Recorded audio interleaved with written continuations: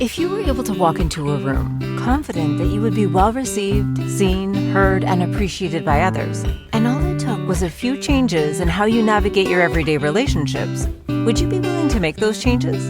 It is possible to be both fully authentic and to experience the best relationships of your life. Now, here's the host of Navigating Complicated Relationships with behavior expert Mikki Gaffen Stone. Welcome, everyone, to Navigating Complicated Relationships here on the Inspired Choices Network. I'm your host, Mikki Gaffen Stone, and I'm going to tell you more about me in a moment. Right now, I want to tell you about our topic today, which is fat is your friend. That's not what you generally hear.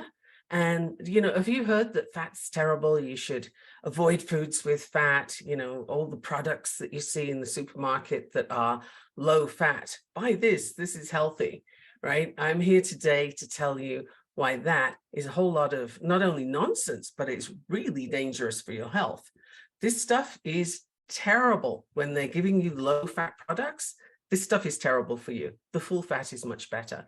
I'm going to explain that to you shortly. But the bad guy in your diet is not the much maligned fat. We're told by the food industry that fat is the enemy of good health, right?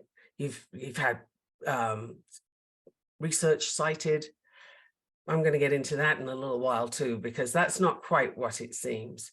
So it's not true. It suits the bottom line of certain organizations, food organizations, to have you believe the lie. So how do you navigate the world of misinformation about food? It is complicated. It truly is. However, is it possible to eat a healthy diet? Can you just give up fast food and that's fine? Is that all you need to do? Well, fast food is certainly not helping you. There's nothing good in fast food. And I think most of us know that, whether we like that response or not. But there is a lot of things you need to know beside that. So today we're going to explore what was made a scapegoat. Hint, it's the fat, and what really is the problem, and that what's giving us the health woes that we have. So you can tell from the title, Fat is Your Friend, that I don't have a big beef about fat. Pardon the pun. So let me explain a little bit about me first before we jump into the meat of the topic. Oh boy, it's going to be a pun day, sorry. So yes, meat of the topic. I'm a board certified behavior analyst, and I'm also a precision nutrition level 2 certified coach. I have American Council on Exercise certifications in a few different things, but the one that's interesting here is certified health coach. So I have a bunch of learning that goes into this topic. I've also studied functional nutrition at master's level. So I have a lot of things that I've learned along the way. And moving from country to country, which I've done all my life, I've seen different approaches to food. And it's really telling where food industries have a big sway over the market versus it's more of a natural produce. So in Asia, for example, the problem in Asia would be the use of monosodium glutamate quite often to enhance the flavor and make you want to eat more. But that's a fairly easy thing to avoid. Really and truly, you just have to know it's there and then ask for it to not be in there. And there's a lot of fresh foods, including fat. Fat comes into the cooking. You've got coconut oil. Now, there's a lot of controversy about coconut oil. Is it good? Is it bad? Why the controversy? Because coconut oil is solid at room temperature, meaning it's a saturated fat, but it's not like animal fat. It's different from that, and it's different from other plant fats. So it's in a category on its own. And the jury's out on whether this is really good for you or really not. You'll find research saying both things. So my thought with that is do like they do in Asia and use it in moderation, but it adds good flavor and it's a good cooking oil. So I would personally put that under the category of good fats. So what else have I learned along the way? Well, there's a story about the Dalai Lama, who, when he was visiting New York City, was in his hotel room looking out the window, and he watched people, just people watching, seeing what they're doing, where they're going. And he observed that it's interesting to see that people will spend hundreds of dollars buying shoes and buying nice clothes, but they begrudge spending $5 on food. And this was fascinating to him because he thought the priorities were, should we say, backwards, right? And think about that. You're spending all the money on the external and you're not really looking after the internal. Well, which one's going to last longer for you? When you look at travel, look at the way the French eat, for example. French people they enjoy wine with their food. They eat cheese. They eat bread, which is a very different bread to the stuff you can get in North America. This has a very different wheat. It doesn't have the pesticides and the genetic modifications that the stuff does that we eat here, but they eat food that has whole fat in it. They eat real butter. They have, cakes, pastries, all kinds of yummy things, right? Chocolate. They have good chocolate. But that's the point, is this is good quality stuff. It hasn't been messed with anywhere near as much as the food products that we get over here in the US. So another key is the portion size. The portion size is much, much smaller in France than the ones that we're now used to in the US. This supersize me thing has been going on long enough now that people think these massive portions are normal, and they're not. Nobody else eats that much, I assure you. That's why, Americans tend to be the size they are and other people don't.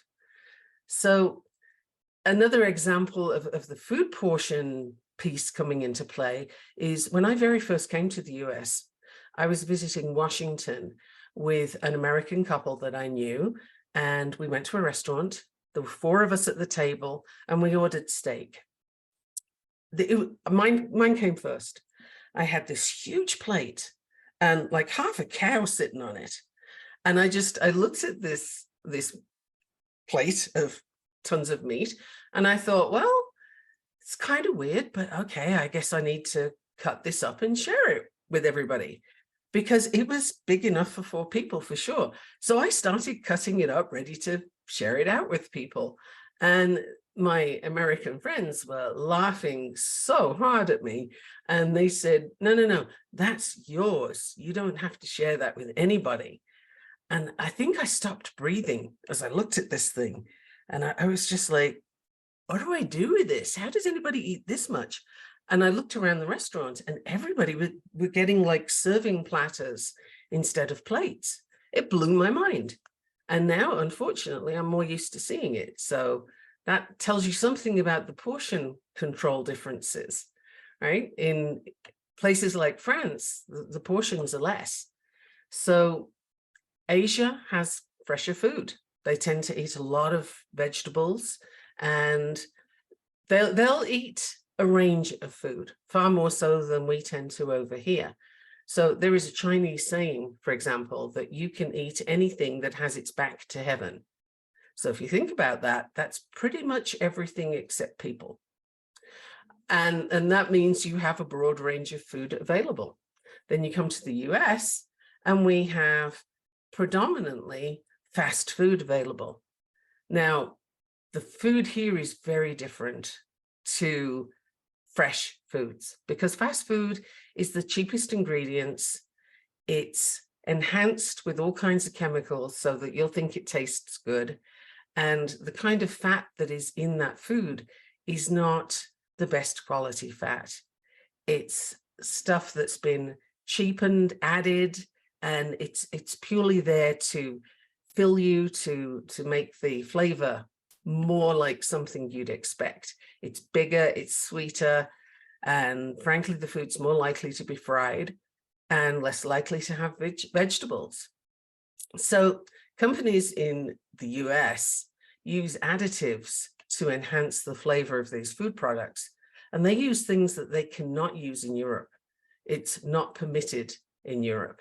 And yet the same companies will produce food here with those additives. So red food dyes, for example, there are certain red food dyes that are known to cause behavioral issues in children. They're known to sort of prompt, promote, make worse ADHD symptoms. And they're banned in Europe, but you find them in American food all over the place. So this is something that people don't tend to know. I mean, why would that be advertised, right? But those companies know what they're doing. They're just pushing cheap ingredients to increase their profit margins. So in the US, the food companies will blame people's sedentary lifestyles. The TV and computer companies say it's junk food. What do you say it is? What do you think the culprit is here? And do you still buy into those stories that fat is the problem, that you shouldn't be eating fat? Now, if you try going on a diet without any fat, you're going to have all kinds of health problems come up, because we actually need fat in our diet. We need fat in our bodies, and we particularly need cholesterol. I know, shocking, right? I said it. But cholesterol is in every cell of your body. It's what maintains the cell membrane. So if you don't have cholesterol, your body, the cells in your body are just going to, they're not going to hold up, and you're going to have a very serious problem. The good quality fat is also helping your body store vitamins A, D, E, and K. You can't have those vitamins in your body without fat. They need fat to be absorbed. So if you're on a fat-free diet, if you're managing that, or you're really cutting down the fat, you could be low on any of those vitamins. And if you've been doing that for a while, I suggest you go get a blood test and see what's happening there, particularly for vitamin D, because with all the sunblock that people use and the extreme heat, meaning that a lot of people won't be in the sun, this is also reducing your vitamin D. And a lot of people are deficient and they don't realize it. So I recommend, if you've been messing with the fat in your diet and reducing it, if you've been using a lot of sunblock, this is a good indicator that you should go get a blood test and ask your doctor to look for your vitamin D levels. That's something that processed food tends to tell you it's going to be in there. But if you're eating heavy carbs and lots of sugar and no fat, doesn't matter if it's in there, you're not going to be absorbing it. So that's something for you to think of. And we have a break coming up shortly, and I want you to think about this while we're on the break. Lucky Charms breakfast cereal lists trisodium phosphate in its ingredients. So trisodium phosphate, if you have a look for that on, say, Home Depot's website or Lowe's or whatever your local hardware store is, if you look for trisodium phosphate, you'll find that they sell it as well. And it's sold as heavy-duty cleaner that you use on your walls before you paint. Just think about that for a moment, because that is in your breakfast cereal. And a lot of kids are marketed to with Lucky Charms, Fruit Loops, all these things that are 48% sugar and more. Like, you'd be better off eating the cardboard, honestly. So just think about that. And if you have any of these products in your food cupboard, get ready to check the labels after the show, because you're going to have a few things to look for. Right now, we're going to head on a quick break. Don't go anywhere. Just think about the things that you might have in your cupboards. Check them out later, okay? We'll get to talking about fat very, very shortly. So hang on, don't go anywhere. What if your relationships could be a source of delight instead of a source of struggle? In a world where human interactions are anything but straightforward, tuning in to Navigating Complicated Relationships with behavior expert Mikki Gaffen Stone will offer you insights, tools, and a whole new level of understanding for you to use right now. Listen for Navigating Complicated Relationships with Mikki Gaffen Stone, Wednesdays at 12 p.m. Eastern, 11 a.m. Central, 10 a.m. Mountain, 9 a.m. Pacific on InspiredChoicesNetwork.com.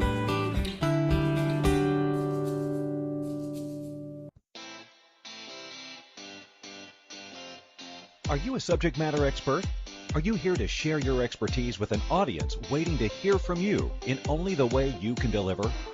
Are you ready to have your voice amplified across the airwaves? Inspired Choices Network has a global radio platform streaming to millions of people across the world. Professionally produced and supported by an accomplished team every step of the way, you can broadcast from anywhere in the world, knowing your voice matters, and we ensure it is delivered with ease and efficiency. Eager to hear your message, the world awaits. Contact us today to become an Inspired Choices Network radio host. Email becomeahost@inspiredchoicesnetwork.com. This is Navigating Complicated Relationships with Mikki Gaffen Stone.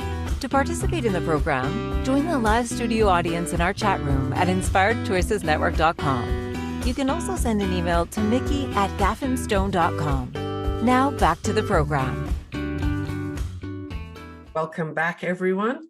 So the big question is, do you still buy into the stories that fat is the bad guy and that you shouldn't be eating it? Or are you starting to think about that now and realize that maybe you've been sold a bill of goods? And we will get to that shortly. But the processed food in the country, in the US, in any country actually where processed food is on the rise, this is the problem. It's not fat per se, it's the quality of fat. So if you are somebody who eats meat, great, go for it, do that thing. You don't need to eat meat every day, however. You don't need to sort of have meat and 2 veg every day. But if you want it once or twice a week, that's absolutely fine. Can you find a place where it's farm to table? Can you find a place where the animals are raised on organic food that's also the stuff that's meant for them? For example, if you saw videos of, cattle that are being kept in pens and raised purely for meat, there are things that will give you nightmares for weeks looking at that. But one of the things is the food that they are fed on is not the right food for them. So it causes the animals all kind of illness and upset, and they're injected with tons of antibiotics and hormones to make them grow faster. You're getting that in your meat. So you might want to not buy the cheap stuff at the supermarket. Buy less often and get the good quality that you can get from a farm that's raising the animals in a humane manner. That is going to be much better for you, and it's going to give you a better flavor too. I can tell you that from personal experience. We only eat organic produce here in our house because we've seen what happens to the animals when they're not raised that way. So that's something to consider. If you're a meat eater, you can be. But what quality are you choosing? Now, someone who likes to eat cheese, please don't eat low-fat cheese. I don't even know what that is, but it's not cheese, right? Full-fat cheese is the real thing. But in the US, sometimes we eat that like it's the main thing of the meal. Whereas how would it be if you looked at cheese as a condiment and you just eat a little bit to enhance the flavor? Look at it that way. That changes how much you're eating, but the quality could be really good quality. So in the US, we have obesity at an all-time high, and the food industry is still consistently diverting us from the real culprits.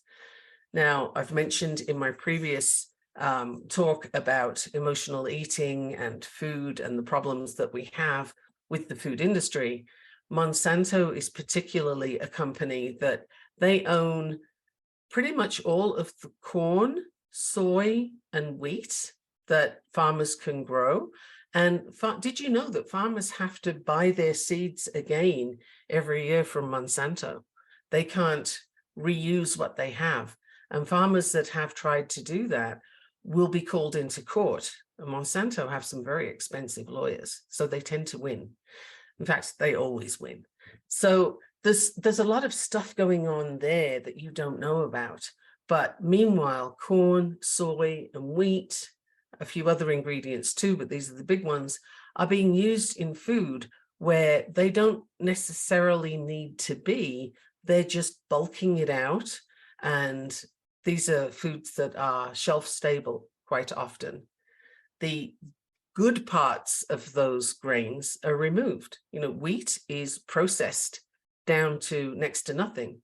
And the reason for that is the vitamins, the minerals, the bran, all of these things shorten the shelf life. So take those out, put artificial ingredients in, and you have a much longer shelf life. So that's one angle that the food companies are taking. Is it's very cynical. They don't actually care about your health. I hope you realize that. And the foods that are being produced for children, particularly marketed for children, the drinks and the cereals, there's nothing good there. I can't point to a good cereal. Read the ingredients and see how much sugar is in that cereal. Don't look at the claims. Okay. A clue for you when you're in the supermarket is if there's a big health claim on a food product, such as low in fat, 0 trans fats. If they have to mention that, then the chances are there is a little bit of trans fat in there, but it just goes under the radar for the FDA to ignore it. Doesn't mean that there's actually 0 in there.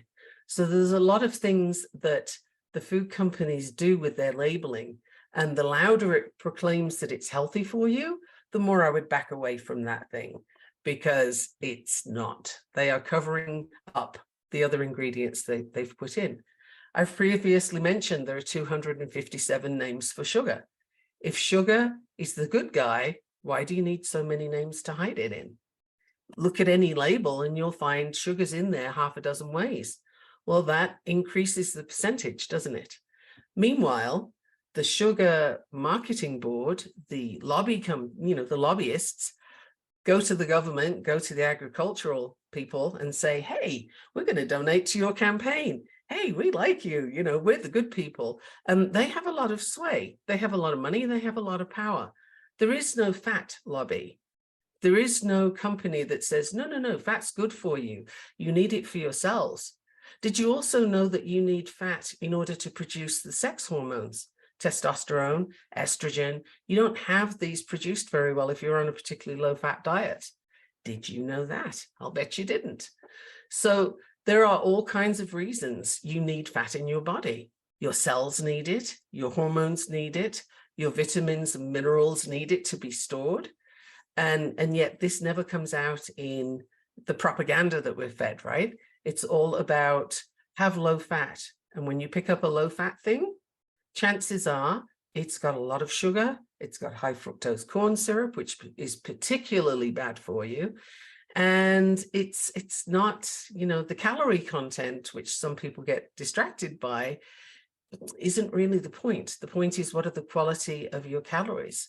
1,000 calories of Coca-Cola is not the same as 1,000 calories of a nice balanced meal with chicken and vegetables and, maybe some brown rice, right?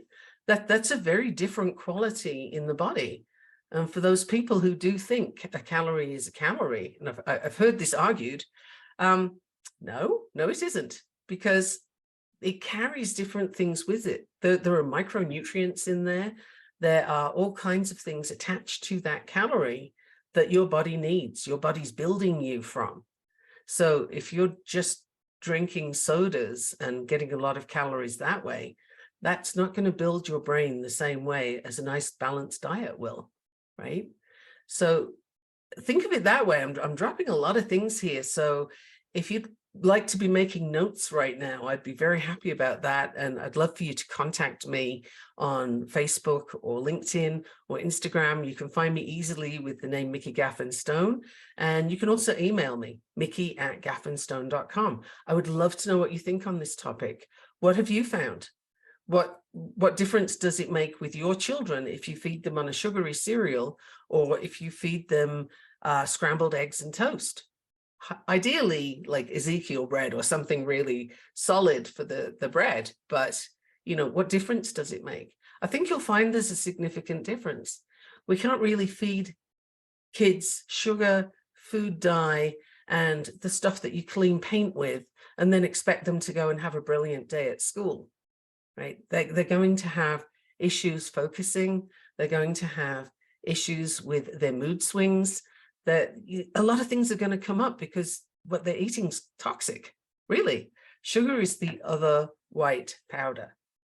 And if anything, it's more damning than cocaine because it's more present in everything. Cocaine at least isn't present in everything. And when it comes to the majority of the processed foods that you buy in the store, Monsanto has a lot to do with this. Bayer Monsanto is the company. Now, they're also responsible for Agent Orange. So I don't know, Agent Orange and our food probably shouldn't go together. They're the makers of Roundup, or DDT, which is found in all of the Monsanto controlled crops.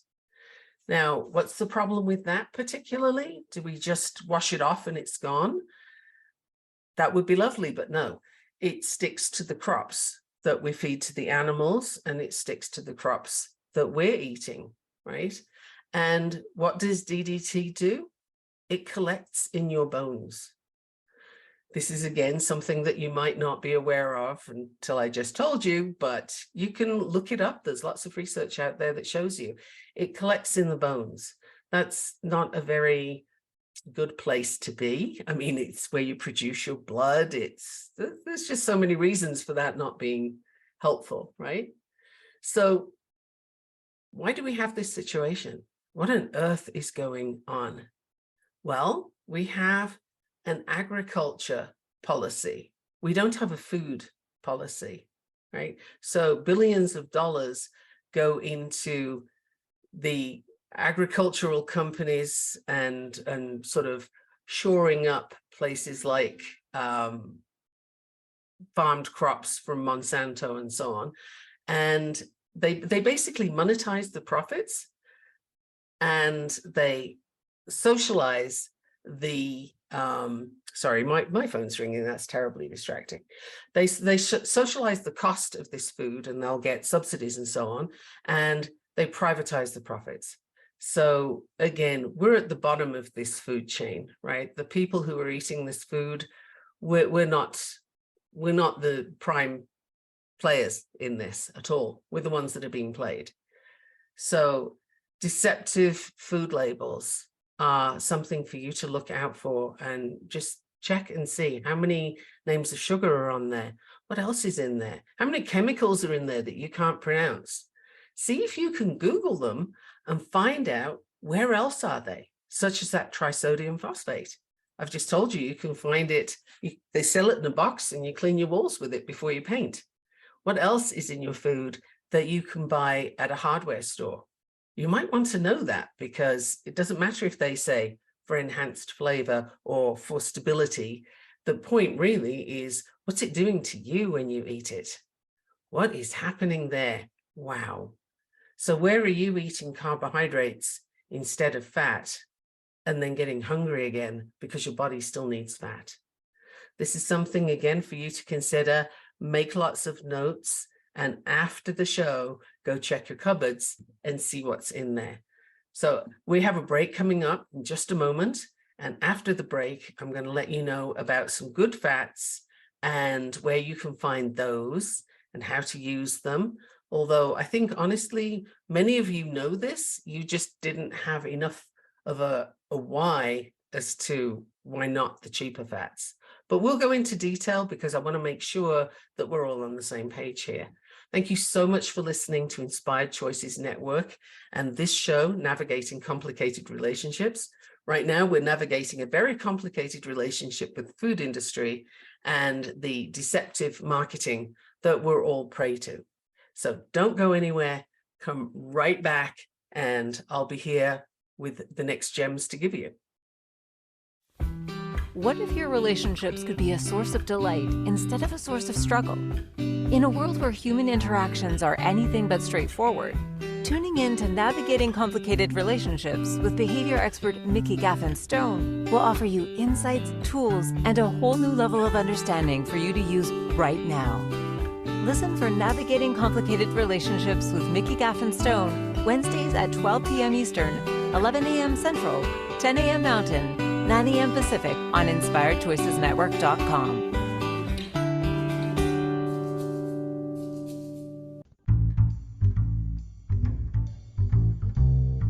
How wonderful would it be to carry your favorite Inspired Choices Network host with you throughout your day?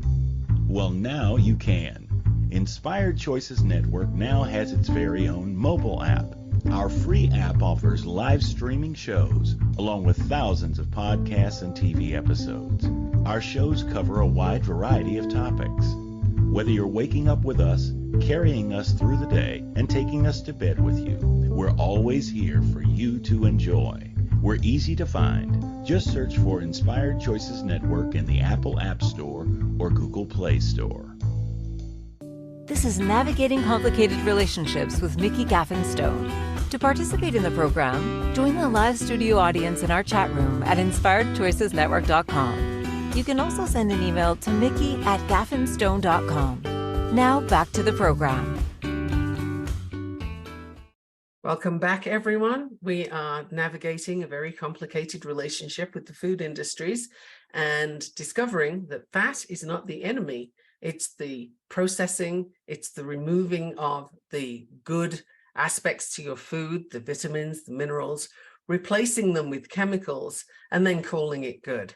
That's the enemy. Processed food is literally, it's a product. It's not what your body recognizes as food. So to do a quick recap, fat is necessary for your body to produce sex hormones, testosterone, estrogen, for example. It's necessary for you to store vitamins A, D, E, and K, all of which you absolutely need for good health. You're going to have blood clotting problems without K. You're going to have all kinds of skin issues and, again, issues with the blood with a lack of vitamin D. Your eyesight, vitamin A. Like it's very, very important. Vitamin E is good for your skin too, and your eyesight and a bunch of other things. So you need these vitamins. They're essential. And essential means you need to be able to absorb them. So having good quality fat that your body can absorb and work with is the way you're going to get these vitamins and minerals coming in. Then good quality fat has the kind of cholesterol that your body can use for cell integrity. It uses it for sort of smooth flowing in the blood. Believe it or not, in your system, when you have some inflammation in blood vessels, for example, the body sends out a signal, we need a Band-Aid. The Band-Aid is actually cholesterol. Cholesterol come and put a sort of smooth layer over the inflammation to sort of soothe it down.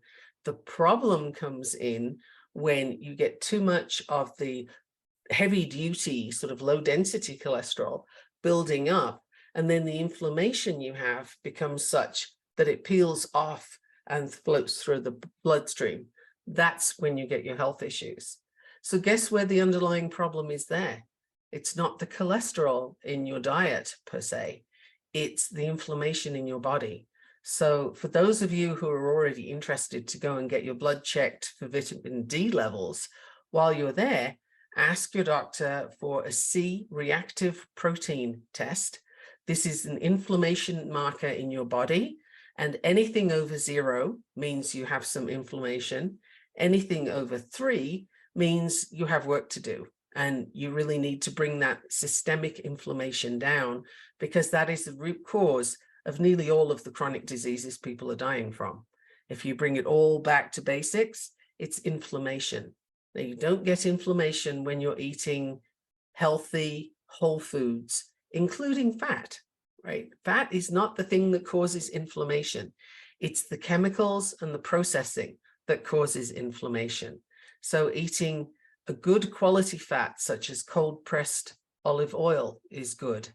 You can have not corn oil, not vegetable oil, because this is a blend of the cheapest oils they can find. These are not ones to go for. And please, if you do buy margarine, consider not buying that, but go for butter, because margarine doesn't have anything in it that your body needs or can work with.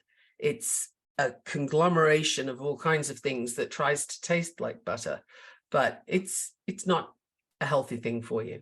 So whole foods, fresh foods, things that have been grown as organically as we can get them, those are not the things that cause inflammation. The stuff that's been messed with causes inflammation. So having a good supply of good quality oils to use is healthy for you. Omega-3 and omega-6, you've heard of omega-3s quite often, probably. People are selling, little fish oil capsules and that kind of thing. 3 and 6 are necessary, and you get them in good quality oils. Now, peanut oil and peanut butter are not so good because they're very high in omega-6, and it can tip the balance a little too much. Another thing to watch out for when you have a product like peanut butter, it's just peanuts ground up, right? That's all you need to do. That produces peanut butter.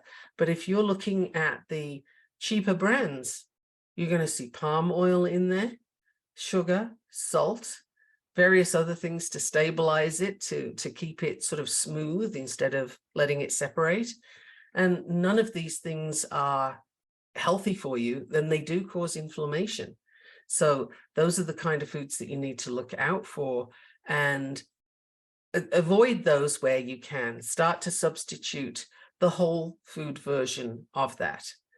So when you go to the supermarket, for example, if you're looking for healthy foods that are going to reduce your inflammation, or bare minimum not add to it, shop the perimeter, go to the outside of the store. I think this is the case in most countries, where the vegetables and the fresher produce will be on the outside, and then the middle parts of the store are all the shiny packaging and the, hey, this is healthy, eat this kind of foods. And they really aren't. So please don't get sucked in. Remember, the louder the advertising, the more you need to back away from that thing. So what other fats are good? What can you eat that's good for you? Well, avocado. For a while, people were running away from that because it's got a lot of fat in it, but it's actually a really good quality fat. It helps you to feel full for longer. It's better for your skin. It's better for your digestive system. Did you know also that fat, speaking of digestive system, fat helps the liver to produce bile, or the gallbladder to produce bile. So you need this for this production as well. And bile, you need that to digest fat. So it's kind of a circular situation here. But the main message I want you to get from all of this is that fat is your friend. You need it for a healthy body and for a healthy mind. So what other kinds of fat can you eat? Well, anything that is cold pressed should be good. If it's organic, even better. Read your labels. I think we're going to have a big label reading exercise coming up, because that's going to tell you a lot about the quality of produce that you're consuming. And I just found some statistics, believe it or not, on the break, where Monsanto owns 90% of the soy, 85% of the corn, and 95% of sugar beets in the US, all genetically modified. So all of those things are different to the stuff that's produced in Europe, the stuff that's grown in Europe. They don't have the genetically modified foods there yet. I think they're trying to get them in, but, so we are eating a different quality of food, and we have a different standard of health. So where are you consuming things that you don't realize the cost to your health, the cost to your well-being, and the cost to your child? Your child growing up. I've seen kids with Coke and a donut, and they call it breakfast. Well, I don't know about you, but I don't think I could do a very good job trying to navigate my day on a donut and a Coke. It doesn't contain anything that the body can build with. It doesn't contain anything that the brain can work with. And there's a documentary out there. I can't think of the name right now, but if you look up Mountain Dew Mouth and Kentucky, you will find this particular documentary where there's a young man of, I think he's 19 at the time. His whole mouth is just rotten, and it's because he drinks Mountain Dew all the time. So a dentist sort of works with him and gives him a nice set of false teeth at the age of 19. And in this documentary, you see the toddler there, his sister's child, has a bottle, and the bottle is full of Mountain Dew.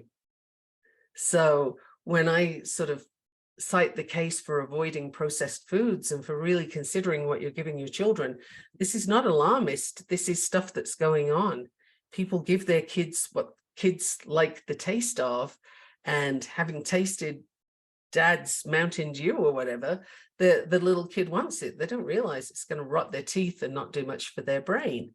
So we really need to look at the quality of food that we're taking in, and where you can do better, do better. I'm not saying that you have to throw everything out of the cupboard and suddenly go, vegan and whole food only. But if every day you can take a step a little bit closer to cleaner food and really get informed about the labels that you're buying, what are they selling you? Why did you buy that package that's in your cupboard?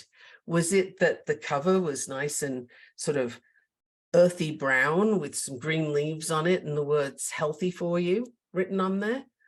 All of those things are lying. They're not true. If they have to tell it to you, then it's not the case, right? Carrots aren't labeled food. Carrots aren't labeled, hey, this is healthy for you, eat 3 of these. So really consider what's in your cupboards and how can you start to take that shift. Take your health into your own hands. Take your well-being and that of your families into your own hands. Start to include fat in your diet that's good for you, such as avocado, such as olive oil, the cold pressed stuff, not the heat treated. Where can you buy a good quality oil? And really not corn oil. That's just genetically modified and messed with. So you're not doing yourself any favors with that. Where can you start to change your cupboard? Pick one shelf. Have a look at all the labels on there and take out the most egregious ones and find a better version. Can you replace that with something? Where can you start to change your diet? If you need help with this, I am very, very happy to have a conversation with you on the subject and just look at what you've got, where you are, and how you'd like to proceed. Because this shouldn't be painful. This should be a positive step every day towards getting healthier and getting better food and sending a message to the food companies that you're not prepared to be poisoned anymore with their trisodium phosphate to clean the walls with and the various other chemicals that are in there. Why would you accept that? If I handed you a box of trisodium phosphate with a little spoon, I doubt that you'd eat from it. But every time a kid has a bowl of these Lucky Charms, which is just problematic on every level from sugar to color to trisodium phosphate, you're not giving them a very good start to the day. You might have thought that this was great because the advertising tells you so. We all get tripped up by advertising. That's their job in life, is to trip us up. They're very well paid to do that.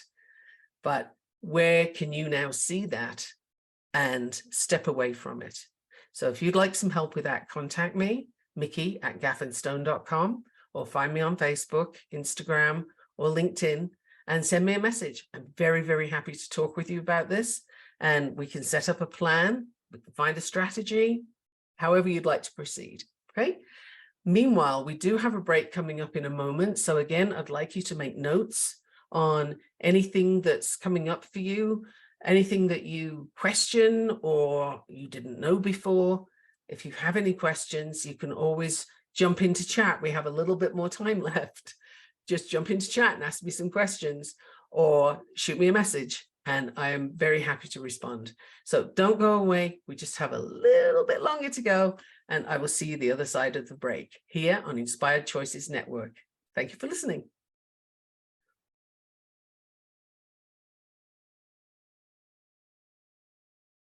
Interactions are anything but straightforward.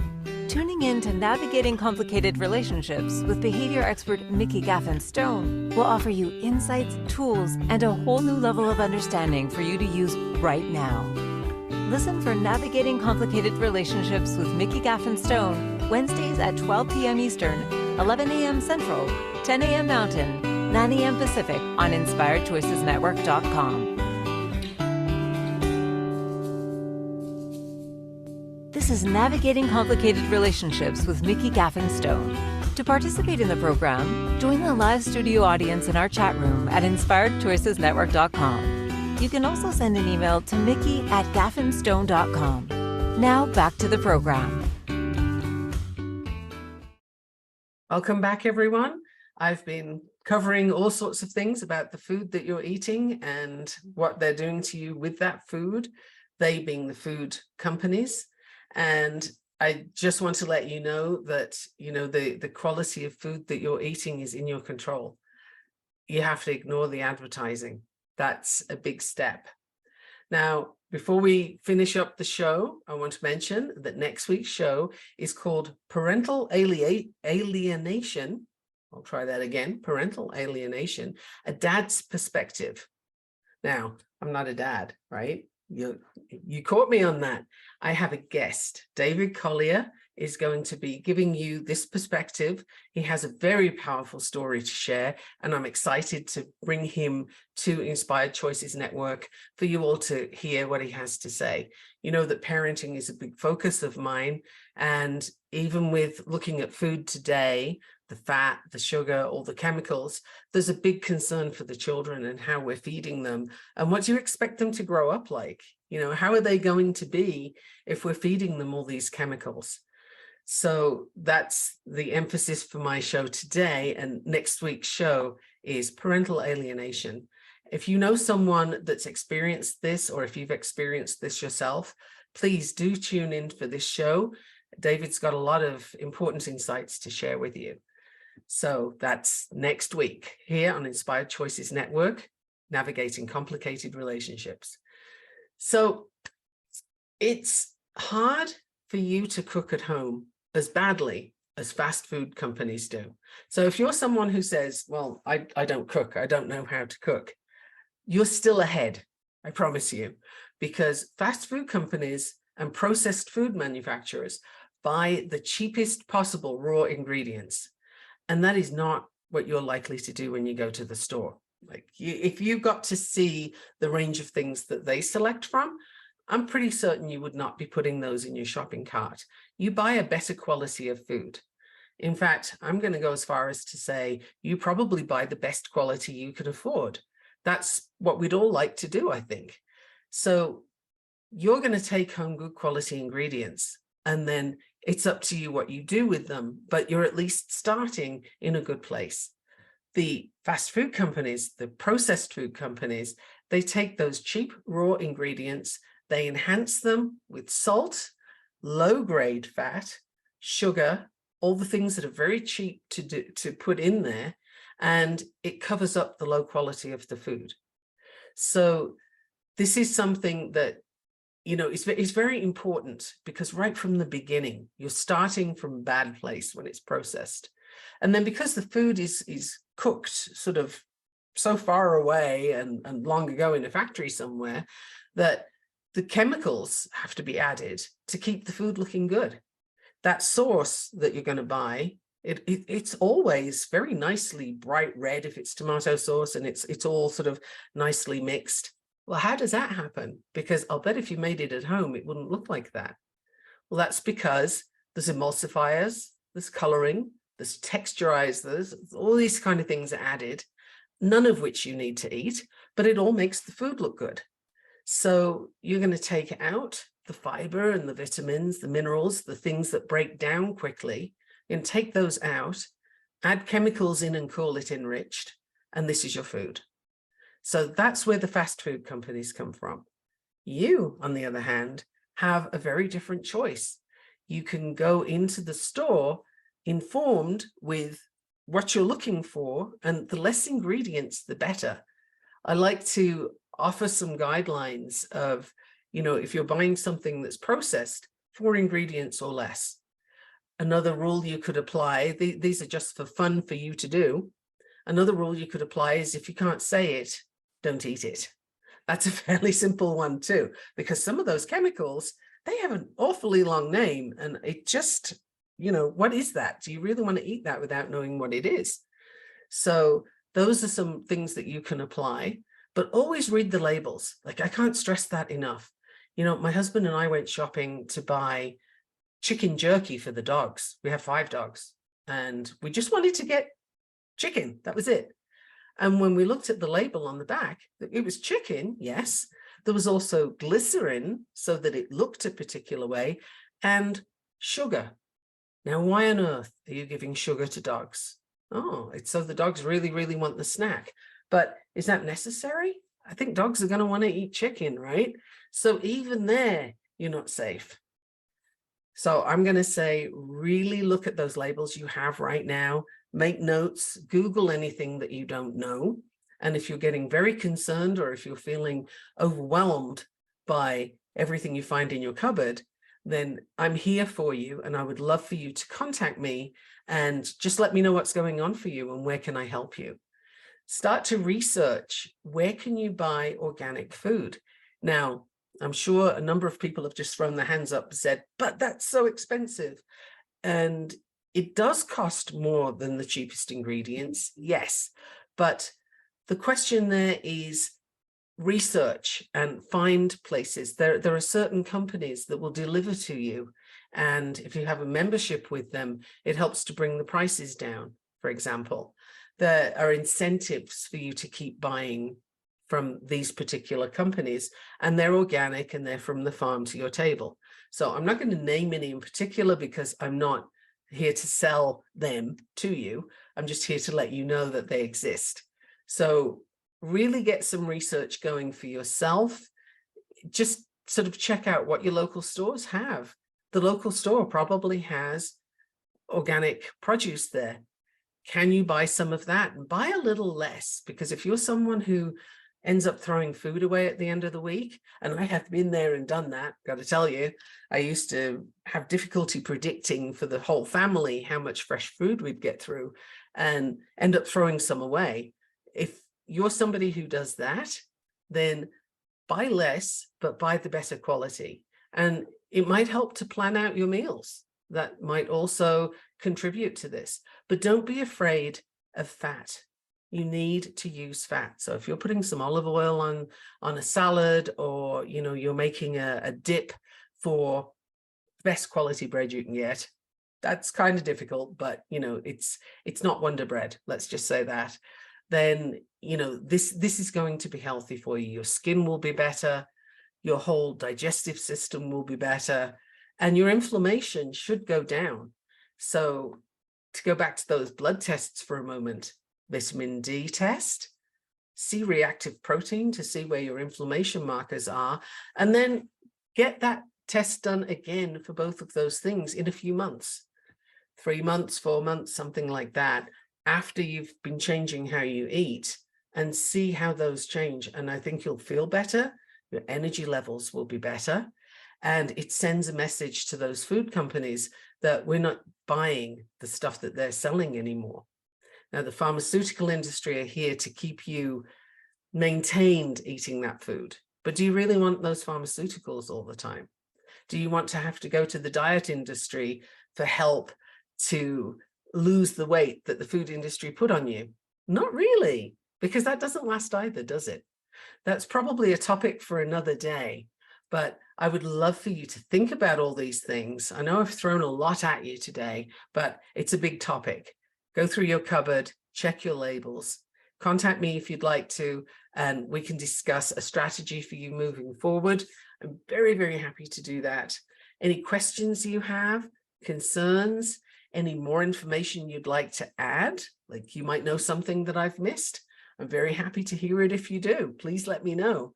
So be in touch, Mikki@gaffenstone.com or Mikki Gaffenstone on Facebook. You can find me the same way in LinkedIn or Instagram. I'm available in all of those places, and I would love to hear from you and hear what you got out of today's session. What was good?